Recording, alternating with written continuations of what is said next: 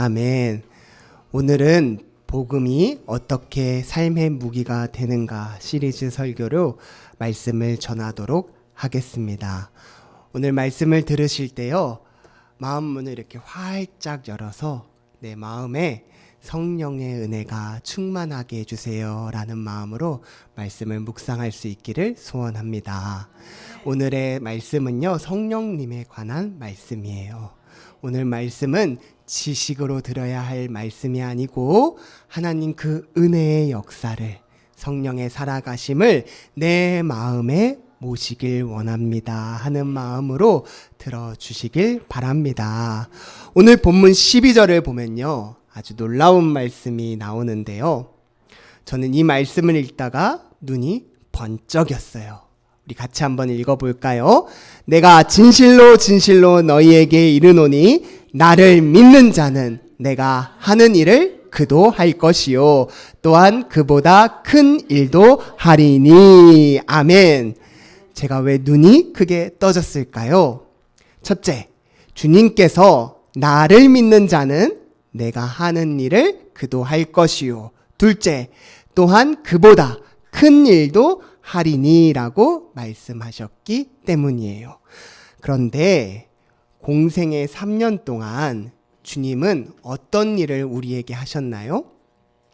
성경에는 예수님께서 행하신 기적의 이야기가 여러 개 나오는데 하나하나가 전부 드라마입니다. 보리떡 5개와 물고기 2마리로 5,000명을 먹이신 사건, 죽은 나사로를 살리신 사건, 베데스다 연못에 38년 된 병자를 고치신 사건, 눈먼 자를 다시 보게 하신 사건, 물이 변하여 포도주로 변한 사건. 제가 이제 왜 눈이 크게 띄어졌는지 느껴지시나요? 그런데 주님은요, 이런 놀라운 일을 너희도 우리도 할 것이라고 선포해 주신다라는 거예요. 아멘. 소망하시길 바래요. 아멘. 그런데 오늘 본문뿐만 아니라 예수님은 이 말씀을 다른 곳에서도 반복해서 선포해 주셨어요. 마태복음 17장 20절에 너희가 못할 것이 없으리라. 아멘. 거기에 조건이 없어요. 심지어 이 산을 명하여 저기로 옮겨지라 하면 옮겨지리라. 아멘. 산을 옮기는 것, 사실상 불가능한 일이에요. 그럼에도 불구하고 이 말씀을 해주신 건 사람의 시선으론 도저히 불가능해 보이는 그런 어려운 일도 하나님은 하신다. 너희가 못할 것이 없다. 강조해서 말씀해 주시는 거죠. 주님의 이런 말씀에 어떤 생각이 드시나요? 에이 주님, 농담도 지나치시지요. 약속도 좀 믿어지게 해주세요 라는 마음이 드셨나요? 목사님, 그건 예수님만 하실 수 있는 일이에요. 그리고 성경시대에만 일어났던 일이에요. 바울 사도나 베드로 사도나 요한 사도나. 에이, 저는 아니죠. 저 같은 게 어떻게. 만약 그런 마음이 이 시간 내 안에 들어왔다면요, 선포하십시오. 사탄아 물러가라. 악한 영 물러가라. 나사렛 예수 그리스도 이름을 명하노니 주의 약속의 말씀은 내 안에 성취되리라. 아멘. 여러분, 그럼에도 불구하고 우리 마음에 이렇게 악한 사단의 생각이 자꾸 날뛰는 이유는요, 실제로 내가 사는 현실에서 드라마틱한 성령의 역사가 잘 나타나지 않는다고 느껴지기 때문이에요. 내 지금 삶에는 성령의 역사가 잘 펼쳐지지 않는데 정말 주님의 약속의 말씀이 진짜겠느냐라는 물음이죠. 그런데요, 오늘 본문 말씀 요한복음 14장 12절 말씀 다시 한번 자세히 살펴볼까요? 우리 함께 읽겠습니다. 내가 진실로 진실로 너희에게 이르노니 나를 믿는 자는 내가 하는 일을 그도 할 것이요 또한 그보다 큰 일도 하리니. 아멘. 여기서 핵심 말씀이 하나 있어요. 너희에게 이르노니 하리니 라는 그 사이에요. 어떤 말씀이 들어가 있죠? 나를 믿는 자는 내가 하는 일을 그도 할 것이요 또한 그보다 큰 일을 하리라. 이 말씀이 단서 조항이 달려있는 조건절이었네요. 주님께서 우리에게 하신 약속의 말씀이 성취되려면 단서 조항이 따르는데 그것은 바로 우리가 주님을 믿어야 한다라는 겁니다. 만약 지금 우리 삶에 성령의 놀라운 역사가 나타나지 못한다면 그 이유는요, 안타깝지만 우리 안에 주를 믿는 믿음이 굳건히 서이지 못하기 때문이에요. 여러분 잘 들으세요. 내가 일어나지 않았다고 해서 성령의 역사가 사라진 게 아니에요. 주님의 성령의 역사는 지금도 성령의 은혜를 사모하는 자들에게 드러나고 있고 그를 통해 펼쳐지고 있습니다. 여러분 성령의 역사를 소망하세요. 믿으시기 바랍니다. 주님은 분명하게 약속해 주셨어요. 나를 믿는 자는 내가 하는 일을 너도 할 것이고 나아가 그보다 더 큰 일도 해낼 수 있다고 말씀해 주셨습니다.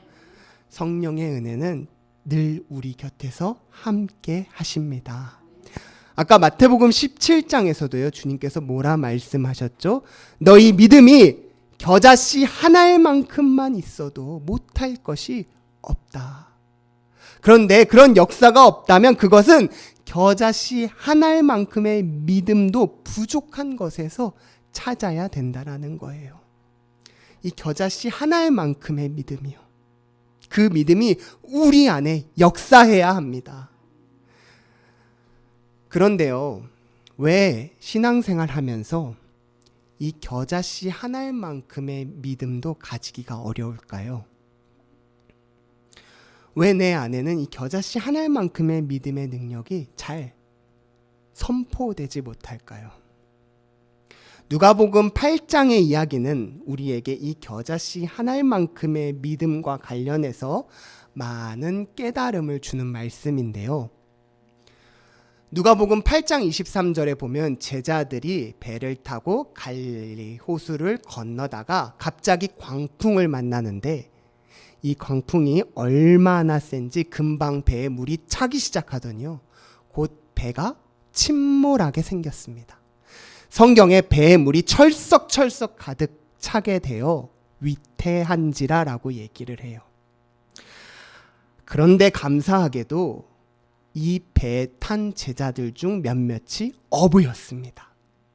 평소에 배를 많이 항해해본 항해 전문가였죠. 여러분 진짜 전문가를 만나보니까 다르더라고요. 왜 전문가가 자기 영역에서 그렇게 전문 지식을 갖고 있는지를 보게 됐습니다. 그 배 안에는 이렇게 광풍이 불 때 어떻게 대처하는 것이 가장 최선인지 아는 전문가 집단이 타고 있었어요. 그들은 이미 여러 번 이런 바람을 겪었기 때문에 첫 번째 파도가 몰려왔을 때는 별로 대수롭지 않게 여겼습니다. 야, 풍랑 온다. 그래? 한번 주의 깊게 보고 있어봐. 계속 파도가 세지죠. 회의를 시작합니다. 이 풍랑을 어떻게 우리가 대처하면 좋을까? 대안이 뭘까? 최선이 뭘까? 지금 우리가 어떻게 해야지만 이것을 헤쳐나갈 수 있을까? 회의를 해요. 하지만 안타깝게도 그런 노력과 별개로 계속 파도는 커집니다. 커지는 파도 앞에요. 마땅한 해결 방법이 없어요. 생각해 보세요. 사람이 어떻게 광풍을 막습니까? 순식간에 파도가 막 배에 몰려 들어오는데 사람에게 도대체 무슨 수가 있겠어요? 그런데 이상한 건요. 이렇게 사람이 해결할 수 없는 문제 앞에서도 제자들의 시선은 계속 광풍을 향해 있다라는 거예요. 성경에 보면 제자들이요. 이 말씀 말고도 여러 장소에서 광풍을 만나는 것, 배 안에서 광풍을 만나는 말씀들이 기록되어 있는데요. 이상하게 제자들은요, 광풍 앞에서 타이밍이 한 타이밍씩 좀 느려요.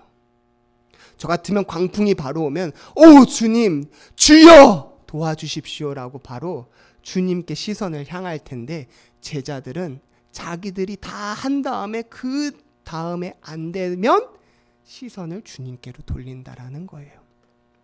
여러분들 왜 그런지 아세요? 제자들이 나름 항해 전문가기 때문에 그래요. 내가 잘하니까, 내가 많이 겪어봤으니까, 내가 어부로서 가진 나의 경험 때문에 이 풍랑이라는 문제로부터 빨리 주님께로 시선을 향하는 것이 잘 안 된다라는 거예요. 하나님 앞에 나아가는 시간이 나의 선의에, 나의 선지식, 나의 이전의 과거의 경험이 하나님께 나아가게 하는 걸 자꾸 멀어지게 한다라고요. 여러분들 그거 아세요? 의사가 암에 더 잘 걸린대요. 병원 유머래요. 병원에 항상 앉아있는 의사가 일반 사람들보다 더 몸이 아프고, 꼭 금연하세요. 음식 잘 가려서 잡수세요. 규칙적인 운동하세요. 정기검진도 신경 쓰세요. 늘 당부하던 암 명의가 배가 아파서 진찰을 받아보니 간암이라는 얘기가 심심찮게 들려요. 여러분, 전문가가 뭘 아는지 아세요? 전문가는요, 문제 상황에 있어 기준치를 알아요. 확률을 알아요. 통계를 알아요. 그런데 그 통계, 확률, 기준치라는 합리성 때문에 정작 진짜 위기일 때는요, 오히려 통계의 함정에 빠져버린다라는 거예요. 여러분, 우리가 제일 먼저 광풍을 마주할 때 버려야 할 생각은요, 내가 잘 안다, 난 전문가야 라는 생각을 빨리 버리고 진짜 전문가이신 예수님께 시선을 향하는 거예요. 아멘으로 받으시길 바라요. 여러분, 인생의 광풍을 만날 때요, 절대로 그 시선을요, 광풍에 계속 두지 마세요. 시선은 무조건 주님으로 향하여 드시기 바랍니다. 여러분이 시선을 계속 광풍에 두시면요, 광풍은 원래 그게 크지만 계속 가까이서 보면 더 커 보여요. 그렇죠? 여러분, 문제는요, 가까이서 보는 사람이 제일 크게 여겨요. 그 광풍을 계속해서 바라보고 있는 사람은요, 마음만 심란해집니다. 그 바람이 당장 내가 탄 배를 삼킬 것 같은데 어떻게 겨자씨 한 알만큼의 믿음을 가질 수 있겠어요? 여러분, 제가 여기 이렇게 설교문을 원고로 썼어요. 이 글자 안 보이시죠? 근데 저는요, 너무 크게 보여요. 왜 그럴까요? 가까이서 보기 때문이에요. 여러분, 우리가 마주하는 모든 상황, 모든 사람 다 마찬가지입니다. 사람도요, 가까이서 보면요, 어휴, 이 사람 정말 문제덩어리군. 여러분, 가까이서 봐서 문제 없는 사람이 없어요. 가까이 가서 봤을 때 존경할 수 있는 사람이 한 명도 없다고요. 영국 속담에 종은 주인을 존경하지 않는데요. 왜 그럴까요? 시시콜콜하게 보면 훌륭해 보이는 주인도 다 흠투성이라는 거죠. 여러분, 우리가 가까운 자녀에게, 남편에게, 부모에게, 직장 동료에게 만족을 할 수 있을까요? 부모 눈에는요, 자녀가 다 문제투성입니다. 사랑하는 눈으로 가까이서 보면 볼수록 더 그래요. 왜 그렇죠? 가까이서 보니까요. 그래서 때론 의도적으로 멀리서 자녀의 좋은 점만 봐야지 끝까지 멀리 갈 수 있다고요. 격려하면서. 제 말은 모르는 게 약이라는 말이 아니고요, 한 발짝 떨어져서 전체적인 관점으로, 내 시선이 아니라 주님의 시선으로 보는 것이 우리 삶에 훨씬 유익하다라는 거예요. 그게 바로 신앙적으로는요, 믿음이고요, 바로 문제로부터 시선을 향하여 주님이 나와 함께 하시는 걸 보는 겁니다. 주님이 나와 함께 하심을 믿고 시선을 주님으로 향한 사람은요, 그 순간부터 기적이 시작돼요. 주님이 나와 함께 하심을 믿기 때문에 그 상황을 다르게 제어할 수 있는 가능성이 시작되기 때문이에요. 최근에 사모님과 제가 함께 힘들었던 일을 겪었습니다. 그 일로 저와 사모님은 마음이 참 아팠어요. 그때 사모님께서 제게 뭐라고 말씀하셨냐면요. 문자를 보내주셨는데 나는 이런 어려움을 극복하는 방법을 배웠단다. 제가 그 방법이 너무 궁금한 거예요. 제가 무엇인지 그 방법이 뭔지 지켜봤습니다. 염탐했습니다. 왜냐하면 빨리 좋으면 내 걸로 삼으려고요. 사모님이 그 어려움을 이기시키기 위해서 무얼 하시나 보니까 매일 큐티 하시더라고요.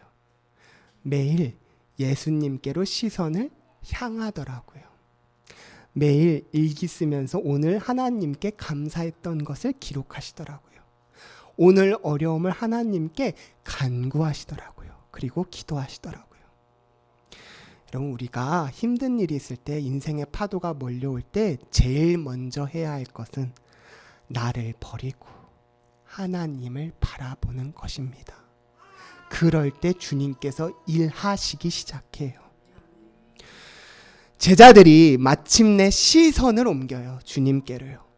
주여! 주여! 주님, 저희 죽게 생겼습니다. 이 광풍을 저희가 이제 도저히 해결할 수가 없어요. 배가 침몰하기 직전입니다. 큰일이 났어요. 그래서 주님을 깨워요. 누가복음 8장 24절. 주여, 주여, 우리가 죽겠나이다.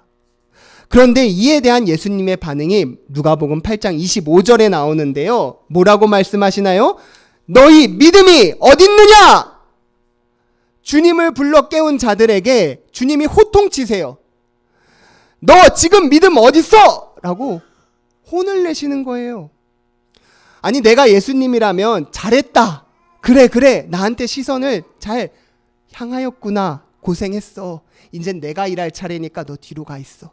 내가 해결해 줄게라고 할 것 같은데요. 예수님은 그렇게 말씀하지 않으셨어요.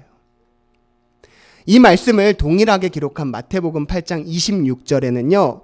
예수님이 어찌하여 무서워하느냐. 믿음이 작은 자들아 라고 예수님이 꾸짖으십니다.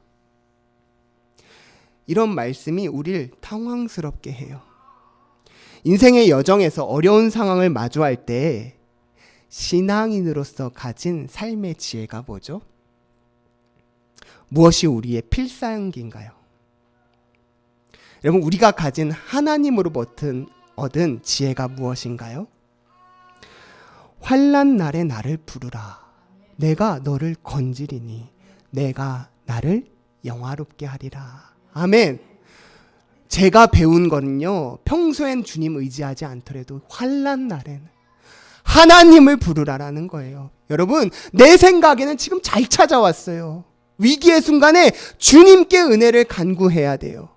그래서 목사님 딴 곳 가지 않고 주님 찾아왔는데 예수님이 네 믿음이 어딨느냐? 어찌하여 무서워하느냐? 믿음이 작은 자들아 라고 혼을 내시면 여러분 마음이 어떠시겠어요? 당황스럽지 않겠어요? 목사님 저랑 함께 기도해 주세요. 제가 이런 어려움이 있어요. 목사님 도와주세요. 같이 기도해 주세요. 라고 했는데 제가 집사님, 권사님 정신 차리세요. 믿음 어디 있어요? 라고 제가 여러분께 호통친다면 감히. 우리 목사님 영감 떨어지셨나 봐. 우리 목사님 왜 그러시지? 목사님 저 다음 주에 좀 잠깐 다녀올게요. 내 생각엔 주님 잘 찾아온 것 같은데 주님이 안 목사야 너 왜 이렇게 믿음이 작니? 너 왜 이렇게 믿음 없어 두려워해? 라고 응답하신다면 제 생각에 주님 맞으세요?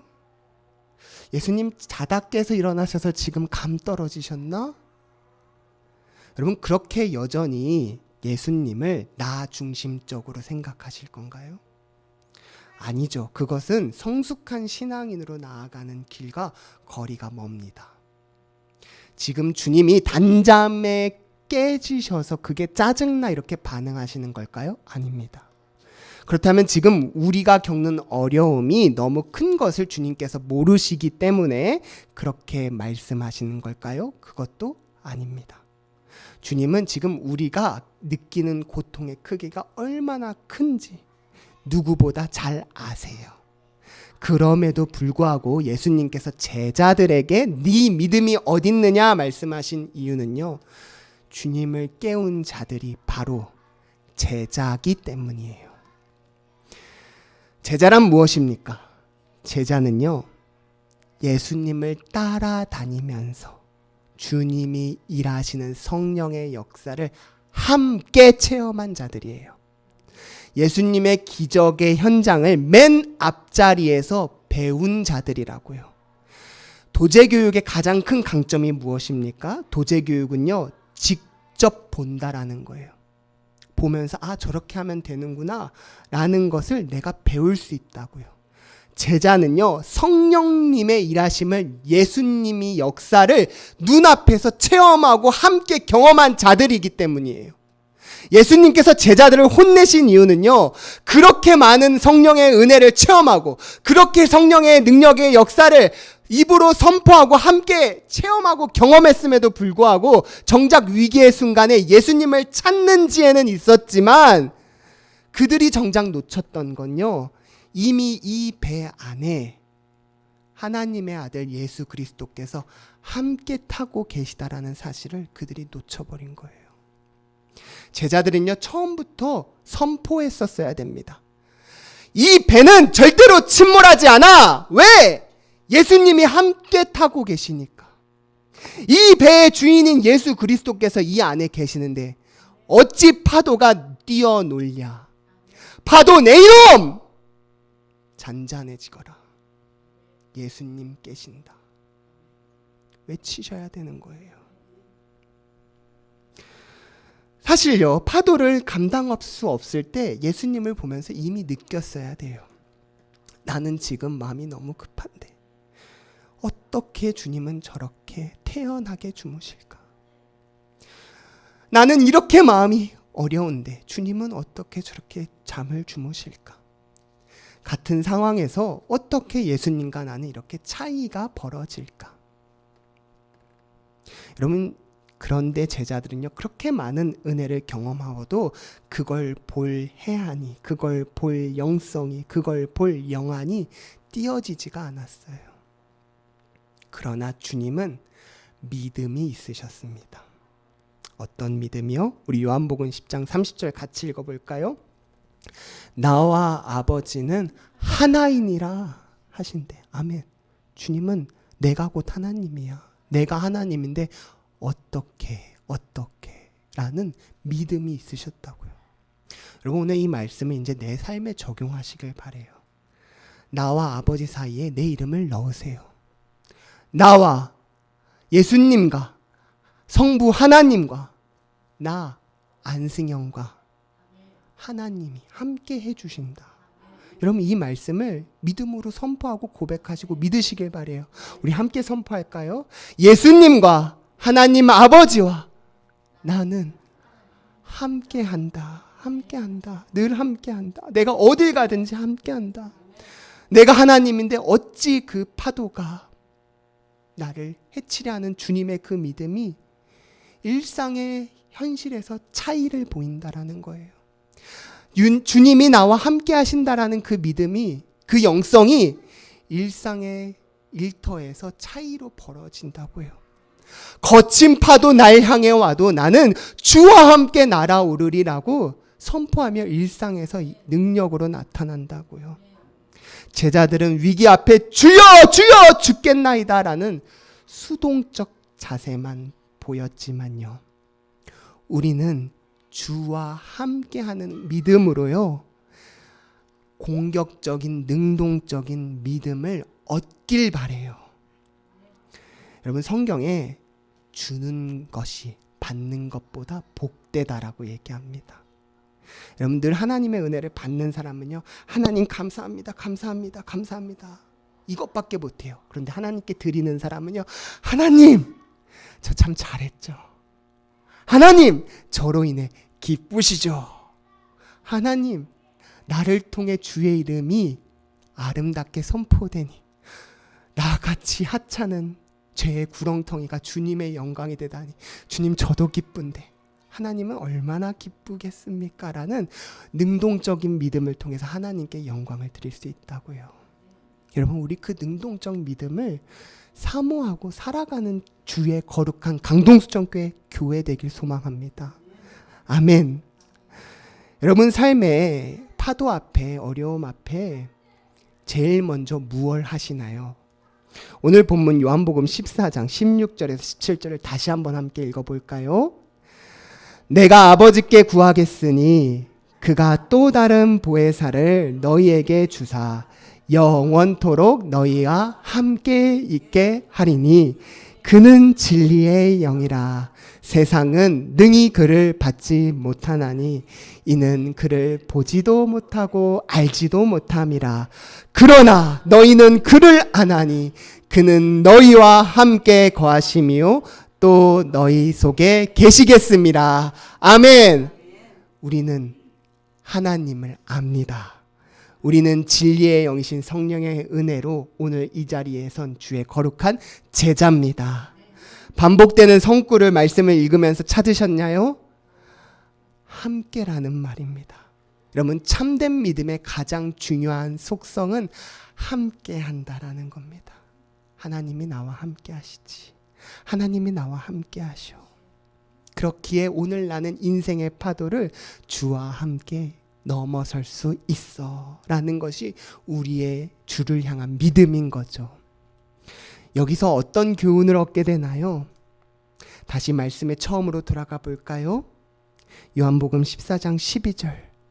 내가 진실로 진실로 너희에게 이르노니 나를 믿는 자는 내가 하는 일을 그도 하겠고 또한 그보다 큰 일도 하리니 이는 내가 아버지께로 감이라. 아멘.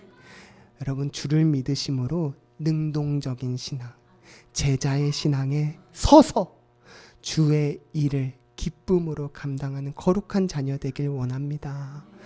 예수님이 나와 함께 하신다는 현실 인식이 우리에게 분명하면요, 파도, 심지어 해일이 오는 순간에도 우리는 믿음의 일을 할 수 있어요. 믿음에는 다양한 단계가 있습니다. 여러분은 어떤 단계에 지금 서 계신가요? 예수님을 믿으시나요?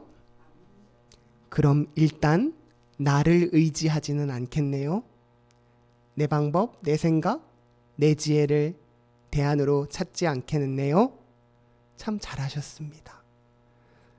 아직 초신자십니까? 무릎 꿇고 주여! 기도하셨겠네요. 참 잘하셨습니다. 하나님은 우리의 기도를 가까이서 들어주시고 응답해 주세요. 그런 기도에 응답된 시간이 쌓이고 하나님과의 나와의 관계를 통해 우리가 성령의 은혜를 더욱더 사모하게 되시오. 성령의 은혜를 사모하시기 바랍니다. 간구하시길 바랍니다. 성령의 역사를 체험하셔야 돼요. 혹시 예수님의 제자이신가요? 그렇다면 여러분들 안에 이미 성령님께서 계시겠네요. 성령님과 함께 은혜를 많이 체험하셨겠네요. 그렇다면 성령 받은 자로서 뭔가 하나는 달라야 하지 않겠습니까? 내가 성령의 사람이기 때문에 인생의 풍랑을 겪을 때 풍랑 속에서도 하나님께 어떤 기쁨을 드릴 수 있나요? 이미 이 배 안에는, 이미 내 몸 안에는 주가 계심으로, 주가 함께 하심으로, 주와 함께 함으로 우리가 공격적으로 주님을 기쁘시게 하는 믿음을 드릴 수 있을 줄 압니다. 주님은 인격적인 분이세요. 성령의 은혜를 통해 우리를 한 걸음 한 걸음 주님의 온전한 길로 세워주실 겁니다. 이미 주님은 우리에게 필요한 은혜를 부어주셨어요. 오늘 본문 13절과 14절 함께 읽습니다. 너희가 내 이름으로 무엇을 구하든지 내가 행하리니 이는 아버지로 하여금 아들로 말미암아 영광을 받게 하려 함이라. 내 이름으로 무엇이든지 내게 구하면 내가 행하리라. 아멘. 주님은 우리에게 파도를 제어할 수 있는 능력을 아낌없이 부어주셨습니다. 내가 행하겠다. 내 이름으로 구하라. 그 은혜를 간구하시길 바래요. 성령의 은혜를 사모하시길 바래요. 부르짖길 바래요. 성령님 내 안에서 진동하여 주시옵소서. 내가 아버지께 구하겠으니 그가 또 다른 보혜사 너희에게 주사 영원토록 너희와 함께 있게 하리니 그는 진리의 영이라. 세상은 능히 그를 받지 못하나니 이는 그를 보지도 못하고 알지도 못함이라. 그러나 너희는 그를 아나니 그는 너희와 함께 거하시며 또 너희 속에 계시겠음이라. 아멘. 우리 안에 계신 우리가 아는 성령님을 오늘 이 자리에서 사모하는 마음으로 주의 능력을 힘입어 거친 파도를 뛰어넘는 거룩한 자녀 되길 소망합니다. 우리 교회는 그런 자들이 모인 주의 제자 공동체입니다. 여러분, 제가 건강할 때만 부모님께 효도할 수 있으면요, 저는 평생 부모님께 효도하지 못합니다. 나를 사랑해 준 사람만 내가 사랑하고 섬기고 아껴줄 수 있으면요, 저는 목회 못합니다. 거친 파도 같은 시험 같은 사람도 내가 사랑하고 주와 함께 성령의 인도하심을 따라 섬기는 것이 주님께서 걸어가신 십자가의 눈물의 길임을 믿습니다. 그 걸음을 걸어가시는 분들은 주님보다 더 큰 일을 이미 하고 계신 줄 믿습니다. 우리 교회가요, 정말 힘든 와중에도 포기하지 않은 몇 가지가 있어요. 카자흐스탄의 선교사님께 선교비를 매달 보내드린 것. 우리가 함께 믿음으로 주님이 함께 하신다는 믿음으로 결정한 사항들입니다. 월드비전에 매달 헌금하고 또 긴급구원 국가 재난이 있을 때 우리가 우리 주의 모든 헌금을 다 재난 헌금으로 보냈던 걸 기억하시기 바랍니다. 우리 교회는 그런 아름다운 힘들 때도 주와 함께 걸어가는 믿음의 거룩한 공동체입니다. 여러분, 우리가 어려울 때도 주님을 기쁘시게 해드리며 주님과 함께 한순간 한순간을 동행하면서 거친 파도 가운데서도 능동적으로 공격적으로 신앙생활 아름답게 열매 맺는 거룩한 주의 자녀 되길 소망합니다. 사랑의 하나님, 우리가 이 길을 포기하지 않습니다. 하나님께서 우리와 함께 하신다는 그 믿음 가지고 우리가 우리 앞에 인생의 파도를 뛰어넘습니다.